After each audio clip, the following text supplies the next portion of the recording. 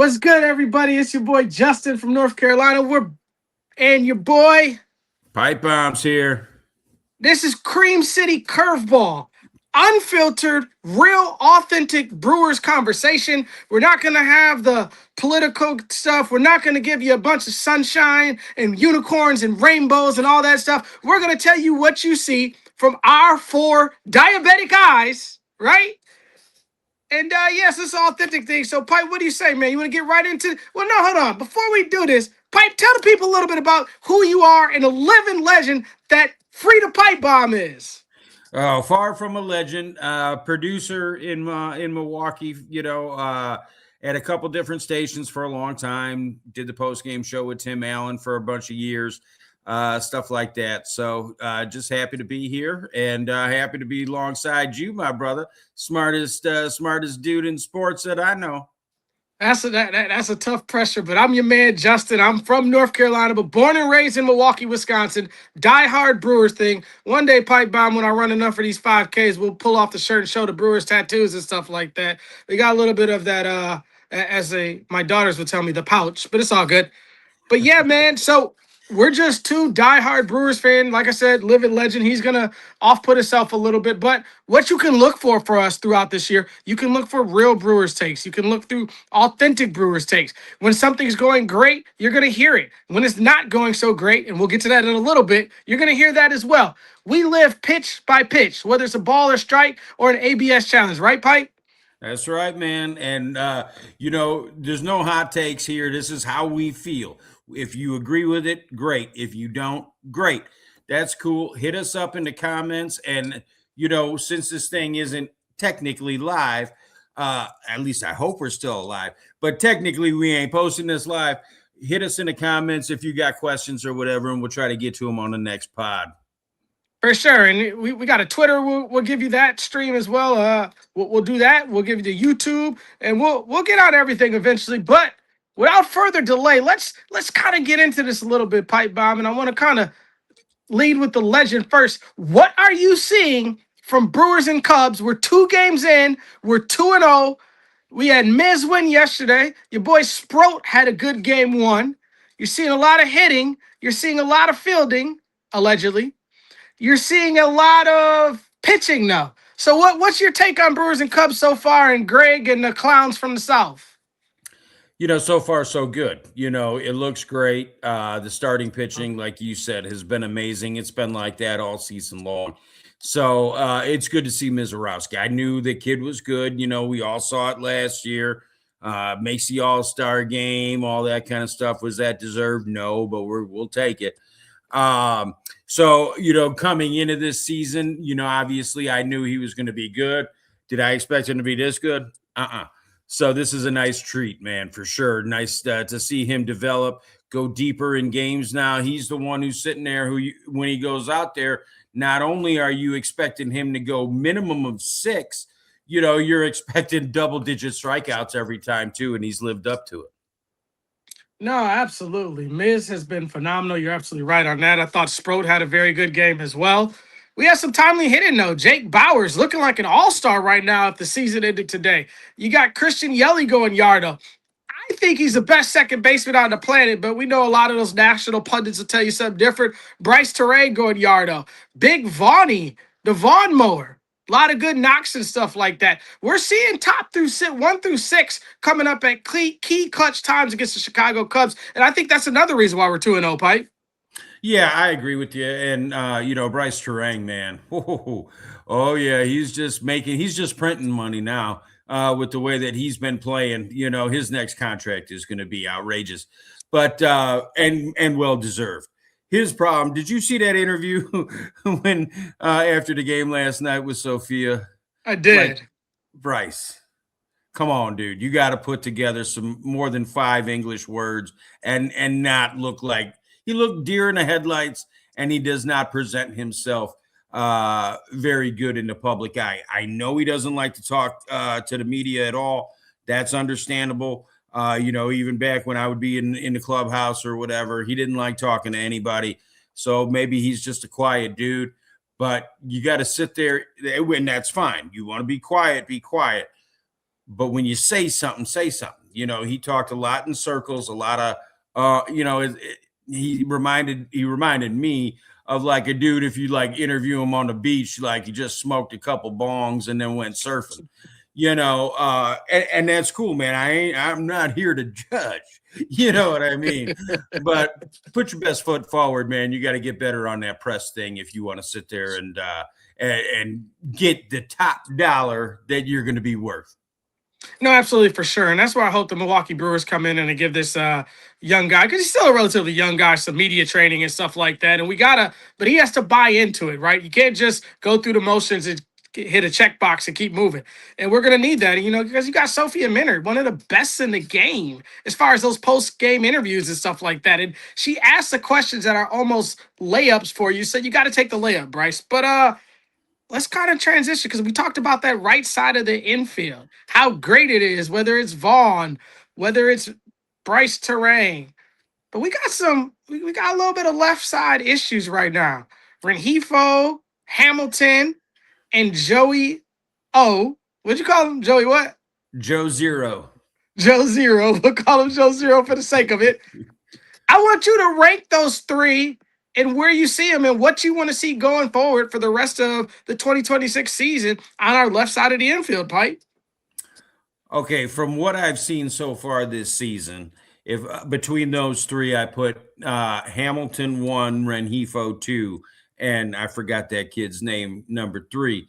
Now, if I think of what they can do production wise in the future, I bump Renhefo up to 1, Hamilton down to 2, and the third one is still in the dumpster. So there's a whole lot of dead weight on that side of the infield, man. Something needs to change, especially when you got kids like Jet Williams and Cooper Pratt just ripping it up down in AAA.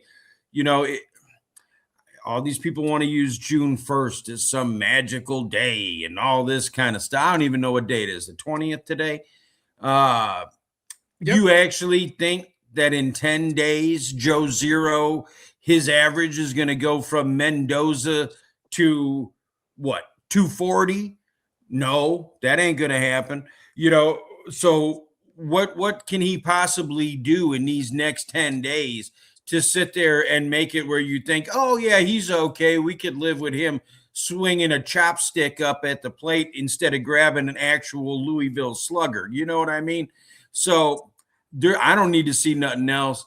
DFA his ass, get him out, send him down to the minors, do whatever you want to do. I would bust him down all the way to rookie ball, make him work his way back up, see if that'll humble him. I hope he don't have an ego, because how could you play like that and have an ego? And I don't want to hear anybody talk about how good his defense is. Yes, his defense is good. Great. Wonderful.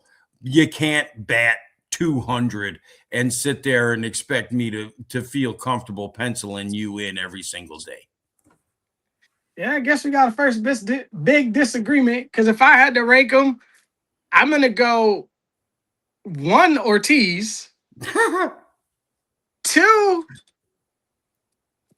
I mean, this is like ranking the prettiest ugly women or the skinniest fat girls. Mm-hmm.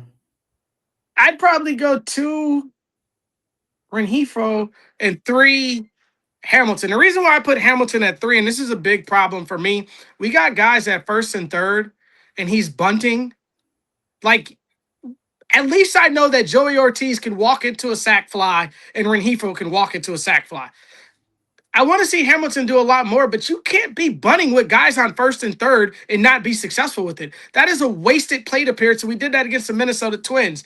The other thing why I put Joey O, and I know you kind of stole a little bit of my thunder, but the defense, man. I saw Hamilton boot a ball in the first inning against the Chicago Cubs last night. I saw Renhefo make he has a tough play on the ball, but you as a third baseman, you have to make it. Your boy, probably the worst hitter in all of baseball, Caleb Durbin, makes that play last year. He does. And I think Renhefo and Hamilton are costing us runs on the defensive side of the ball, which is when you got that 1 through 6 that we have, you cannot have guys just throwing runs away. Let's segue into another thing too, because I do live in the South now, but we're not going to be a Southern preacher and keep you folks all day. You brought up something about. Yeah, I'm gonna let you lead with it, Pipe. Bring up your question that you had. Okay, so yeah, a question I asked Tim and Tommy on a post game show a couple days ago. Would you call the Boston Red Sox and trade straight up Joe Zero for Caleb Durbin? And people, oh, blah, blah, blah. They want to bring up Caleb Durbin's batting average, which is a little bit lower than Mr. Zero. And do I think that Zero, he plays better defense than Durbin? Yes, but I don't think by a wide margin. So I think the defense, a nod to Zero, and offense so far this season, a slight nod to Zero. However, when you look at what Caleb did for the Brewers last year, it was a hell of a lot better than anything that Joey is putting on paper for the beloved now. So I would pull the trigger. I'd call up Boston if I'm Matt Arnold and say, hey, okay, it looks like we fleeced your ass, the first time when we gave you Durbin and Siegler and Monasterio, and we got back Harrison and everybody else. So if you want to try to redeem yourself, why don't you take Joe Zero, give us Caleb back, and maybe you can make it work with him, and we can get Durbin back to what he was last year. So I would make that move in a heartbeat. When I first heard it on the radio on the best post game show that's ever been created, shout out to Tim Allen. I was like, man, is this a happy place hemp take? we will accept sponsorships too, by the way, right, Pipe? Oh, yes, sir. So, but I think about it, and then I listen to you articulate your case, counselor. Great job. I'm on board with it. Here's why I'm on board with it as well. I agree with everything you said as far as the breakdown of the two players. But what I think is that either Joey O has to go to third base, or you're going to bring Caleb in there. Now, I'm banking on the fact that Caleb will come back to some familiar surroundings in Milwaukee. And let's be honest, Milwaukee Brewers fans are a lot more welcoming and forgiving than what the Boston Red Sox people are. There's a lot less pressure there. You walk into a Boston coffee shop and they're, hey, Caleb, you suck. You're terrible. We gave up Harrison for you. Monasterio, you suck. You're terrible. The other guy, they don't even know him because he's down there in Pawtucket. Yeah. But so Caleb Durbin being back in his familiar grounds of Milwaukee, I think that may be something that is beneficial to him. I think I can see his bat come back and get hot. And right now, I agree with you. The defense is slightly better with Joey Ortiz, but it's nothing to write home about. Caleb Durbin is not a slouch defensively, and I think it could be something to reinvigorate this lineup. And maybe if he has a big jump, it could be quite similar to that great shortstop that we both love from Tampa Bay that came to us, right? You got that right, man. You got that right. So, yeah, I don't think there's anything to lose because like I said, if you want to count it as today, you want to count it as June 1st or whatever mythical day where, you got to give him more of a chance to get his feet under him. Okay, then pick whatever day you want. But at least to my 4-eye test, there's nothing that Zero is going to do to justify a spot on this roster where I do think if Caleb came back, there's a big difference between the Boston media and Adam McCalvy. And that ain't no knock on Adam McCalvy, but he's like the nicest dude in the world, and so is Hogue and all those guys down there. So, this isn't a pressure cooker when it comes to the media around here, except Hunter, he's a real hard hitter. And so, I think the familiar sound, surroundings, and it wouldn't be the first time, man. Look how many times the Brewers bought Jeremy Jeffress back, and every time they did, he was awesome. And then every time he left and he wasn't playing in a Brewers uniform, he sucked. So there's something magical around here, and let's try to sprinkle a little bit of that on Caleb. Yeah, completely agree with that with Caleb. But then you have those guys down there in the minors, right? You got your Cooper Pratt, like you mentioned earlier. You got the Jet Man down there. And you got who I saw yesterday, Jesus Madej. And he's not going to cover off the ball. So the writing's kind of on the wall right now for that getting ready to happen. Anyways, you got an influx of young talent coming up. So, hey, I don't see a problem in making the move. Make the move now while we can still save face and we can do like Tim Allen says, the 2026 championship series. We might make that come to fruition this year. Swing the bat. What do you have to lose? Can't strike up with the bat sitting on your shoulder, right? So let's go to something that I'm gonna think we're gonna be in agreement with this. I'm gonna think so. Sorry to our women listeners. I know you're gonna take offense to this, but I'm the king of the fat broads. Pipe is the king of the supermodels, right? Oh yeah, of course. So your boy Pete, and we're only reason why we're talking about this on the Brewers podcast because we're beating the brakes out of Greg and those bums down there in that crap hole of a stadium, Wrigley public. What do they call it? A public urinal where everyone pisses at the same time and the urine streams crisscross. Pause. That's what they do in Chicago. I just go pee in the bleachers because that's all the stadium's worth to me. But anyways, shout out to all those Brewers fans down there taking that dub over too. You had your boy PCA in the best baseball park in Chicago, where the best baseball team is in Chicago. If y'all don't know, Pipe Bomb is from Chicago. Grew up on the South Side as well, by the way. I spent some time on the South Side of Chicago, though. So, and what we're going to do real quick, and, Pipe always segue to something different because hey, man, we were born before they had all these diagnoses. So they whooped us and put us in a corner and told us we're bad. But anyways, we have these Cubs and White Sox arguments and stuff like that. But PCA's out there in center field, Pipe. Woman heckles him. Tells him you suck, you should have caught it, blah, blah, blah, whatever. I didn't think she said anything too out of pocket. Your boy PCA responds back with suck my effing hot dog race. You effing B. And sorry to our parents and everyone that watches this, because at some point we'll get out of pocket and those words won't be abbreviated. And I think Major League Baseball fined him. And I think I do. It's going to be crazy. I'm about to agree with the Cubs dude. I thought that would never happen. I do agree with his apology. He apologized for the action, but not to the lady. What's your take on all this stuff, though, Pipe? What do you feel about PCA? Is it punishment too light? Does he need more punishment? And just how do you feel about it in general, my brother? Okay, I believe that the lady had every right to say what she said. I'm one of them. We had Pat Murphy sit there, get on Brewers fans because they booed Trevor McGill. You bought the ticket. You do what you want. As long as you're not being over the top, outrageous and vulgar and all that kind of stuff, especially since it is baseball and there's, tons of kids there and all that kind of stuff. That's fine. So say whatever you want, boo, do whatever the hell you want, as long as it don't cross that imaginary line. As far as PCA, I'd be pissed. MLB stole his money. What's he getting fined for? If she didn't want to hear bad words, she should have, not said nothing. Just sat down and shut up. You can't sit there, in this whole keyboard warrior age, everybody think, oh, I can say whatever the hell I want. And then if you respond to me, all of a sudden you're the problem. Well, you opened your mouth first, you invited it, and now you can't sit there and play offended.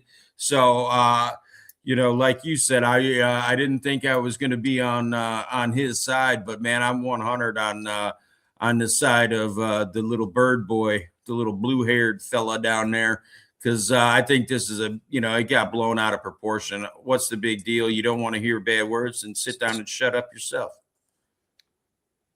Yeah, so this is something that we're going to be 1,000% aligned on. Now, granted, we're both girl dads. We have women in our family. So would I want another gentleman to say that to any woman in my family? No, absolutely not. But so there's two parts to this for me. Number one, they only show what she said during that one time. PCA played center field 9 innings out there. So she could have said a lot more before that to him, right? And then number two, you can't pop stuff to these athletes and feel like they're not going to say anything back. And I'm with you, bro. You can say what you want. You can tell Jeremy Jeffress he sucks. You could tell Giannis he sucks. You could boo him. That's another guy that got offended with people booing. You could boo Pat Murphy. You're fine to do that. You're fine to yell at a player and tell him, hey, he's this, he's that. I sat in left field of the Yankee Stadium, the new Yankee Stadium. They Googled Christian Yelich's girlfriend and talked about the things that the gentleman did with his mouth to her female parts. That's crossing the line there to me. That doesn't have any place in the baseball. You talk about someone's mother that's dying of something or someone's ailing, anything like that. We know what these lines are, and you are all good people. Everyone's good people, so you know when you've said something out of pocket that you wouldn't say to Joe Schmo on the street. And that's the same way it should be in baseball. But tell the dude he sucks, tell him his cleats are ugly, tell him he's fat, whatever you want. That's all fair game. But if he responds back and says something back to you, you can't go cry about it. You got to just take it. Or you sit there and shut the hell up like normal people who don't want something said to them. But it's like me. Never mind. We're going to save that for another time. I'm Well, going to and get you a this little. is Go ahead. the one thing I do want to add is that, and this is only for the olds who like us that remember the Brewers back in the American League. If you're an old, you remember the Brewers being in the American League, then you all know how disgusting and trashy all White Sox fans are. They're horrible people. They're the bottom of the barrel don't even touch how bad they are. So, like you said, yes, that, in the clip, it says it only shows her saying you suck. I'm sure there was a million things worse than that she said to the three initial guy. Sorry, Uncle Rob. He doesn't really mean that about White Sox fans. Especially you, Uncle Rob. All right, so let's man, I think we touched on a lot, man. We'll let's give them a preview of what we're gonna see with the Dodgers. I know we got Logan Henderson game one. They have their guys going, a couple of their guys. We're not gonna face Ohtani pitching. What do you need to see in this Dodgers series? You need to just see a series win. I mean, obviously a sweep would be great. I mean, we need to get some of those great burgers at George Webb. But what are you looking forward to? How pivotal is this series for you, Pipe? I was thinking about that earlier today, and I think it's a timing thing where this series against the Dodgers isn't as big as most. And I think it's because it's coming right off the Cubs series. Sweeping the Cubs is a million times more important than sweeping the Dodgers. Division, all that kind of stuff. And obviously now that we've got the Cubs in the rear view mirror and are in first place, about to, take it off the sheet from here until the playoffs, we're right where we need to be. So, if the Brewers can win today, which is Wednesday, game 3 coming up tonight, and sweep Chicago, then my expectations, I'd be happy with just 1 of 3 against the Dodgers. Obviously, you always want to win the series minimum, sweep every now and then. But just give me 1 game as long as we win tonight and sweep Chicago and Greg and that jolly bunch of losers that he's got down there. Yeah, that's a fair take. I don't disagree with it. I do, however, and I'm sure you do as well. I want to win the series. I think Yamamoto's struggling right now. He's not in the best predicament right now. I think he's 3-4. ERA is close to 4 or 5. For you stat geeks that want to go quadruple check us and stuff like that, we'll probably misspeak a couple stats and stuff like that, but you get the point. He's not doing what he did last year during the playoffs. So I say go hammer him for a couple. I know Freddie Freeman's a little bit struggling up and down right now. They're just all over the place. One day the Dodgers look like they cannot be beat. The next day they look like you could send up Oklahoma City to play in their place and they would beat a lot of these teams. But I don't 100% disagree with if we win tonight, as far as just getting 1 to beat them against them, but I need 2 or 3 from the Dodgers. Those back 2 pitchers are doing well. The guy that's facing Henderson, I forget his name, so blame it on my travel log brain. I'm on my way after this to go see our boy Cooper Pratt play the Durham Bulls around the corner. I need 2 or 3 though, Pipe. I gotta have that 2 or 3. I need it. Well, okay, but I'll just tell you right now, say the Brewers sweep the Dodgers. That it's nowhere, it's not any payback for what they've done to us in the playoffs. Right. It doesn't even come close. And say we sweep this series, we win each game 100-0. You're still going to hate them, have the same amount of hate and the same amount of vitriol when we meet them again in the playoffs, because that's when it truly counts. So, yes, obviously I want to sweep them too, but this does nothing to pay back playoff heartbreak at the hands of those a-holes on the West Coast there. Oh, that's well said, man. And it's like that spot on with every sport. You look at football, you got the Super Bowl rematch and stuff like that.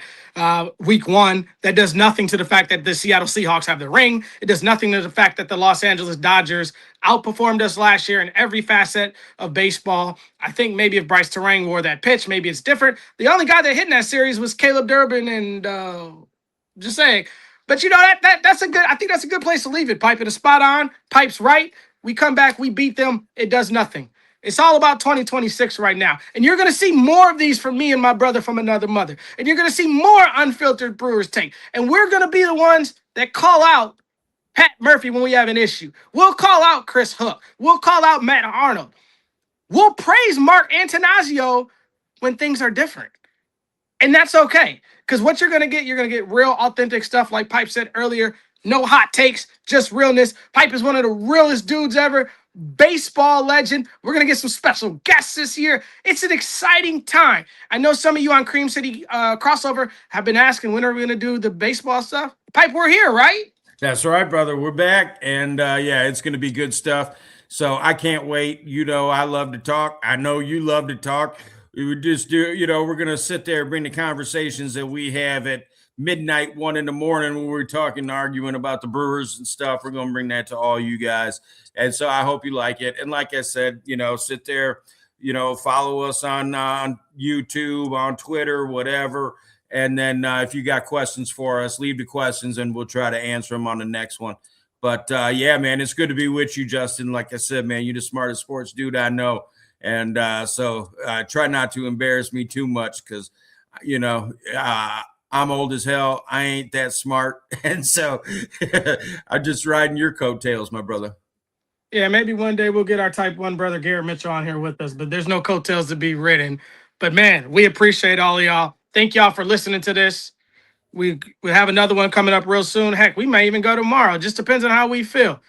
But this has been a Cream City Media Group production. I'm your man, Justin from North Carolina. Pipe on. And as always, free the pipe bomb. We're gone.